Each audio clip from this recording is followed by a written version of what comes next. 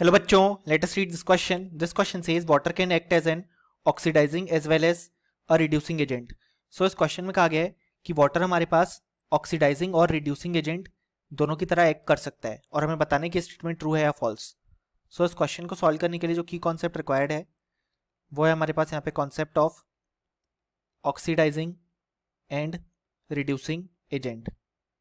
सो oxidising agent ऐसी species होती है जो कि यहाँ पे खुद रिड्यूस होती है और दूसरी स्पीशीज को यहाँ पे ऑक्सीडाइज करती है. रिड्यूसिंग एजेंट ऐसी स्पीशीज होती है जो कि यहाँ पे खुद ऑक्सीडाइज होती है और सामने वाली स्पीशीज को रिड्यूस करती है.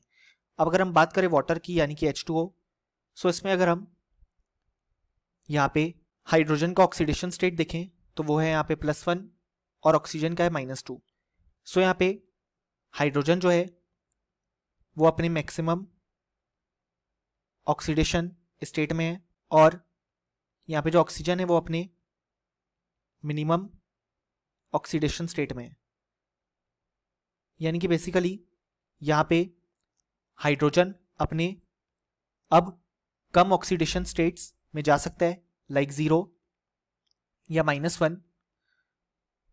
यानी कि बेसिकली जब हाइड्रोजन अपने लोअर ऑक्सीडेशन स्टेट में जाएगा यानी कि वो हमारे पास यहाँ पे रिड्यूस होगा और रिड्यूस होगा तब हमारे पास water as an oxidising agent act करेगा. और जब यहाँ पे ऑक्सीजन के ऑक्सीडेशन नंबर में चेंज आएगा और हाइड्रोजन के में कोई चेंज नहीं आएगा तो ऑक्सीजन अपने हायर ऑक्सीडेशन स्टेट लाइक 0 और -1 में जाएगा. यानी कि उस समय हमें वाटर एज अ होल का ऑक्सीडेशन देखने को मिलेगा क्योंकि ऑक्सीजन का ऑक्सीडेशन नंबर इंक्रीज हो रहा है. तो उस समय water as a reducing agent act करेगा और इस तरीके से water both as an oxidising और रिड्यूसिंग एजेंट एक्ट कर सकता है.